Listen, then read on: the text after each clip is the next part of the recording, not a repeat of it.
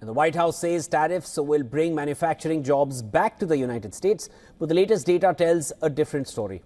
After a brief early year bump, factory employment has turned negative, with tens of thousands of manufacturing jobs lost since Trump's Liberation Day in April of last year. This raises fresh questions about whether trade protection can really revive American manufacturing. More in this next report. Take a look. Just weeks before announcing sweeping Liberation Day tariffs, the White House highlighted a February gain of 10,000 manufacturing jobs, claiming U.S. factories were roaring back, but the rebound was short-lived. Manufacturing employment began falling again in May and has declined every month since. Around 72,000 factory jobs have been lost since the tariff announcement in April, including 8,000 in December alone. Despite claims that higher import duties would revive domestic production, early data shows no sustained recovery in manufacturing employment.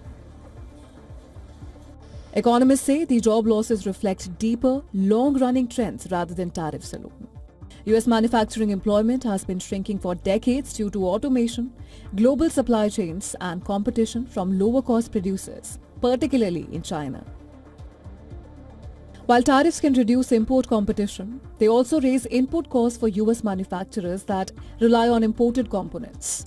Policy uncertainty has added to the pressure, with frequently changing tariff threats making it harder for businesses to plan investment and hiring. Even without tariffs, a broad manufacturing jobs boom would be difficult to achieve. In advanced economies, manufacturing employment typically declines as consumers spend more on services. In the US, job growth in 2025 has been concentrated in healthcare, food services, and social assistance.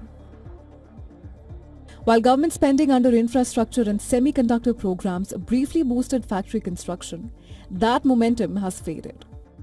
Economists say there is little evidence that trade protection has reversed the long-term decline, suggesting the challenges facing US manufacturing are structural, not temporary.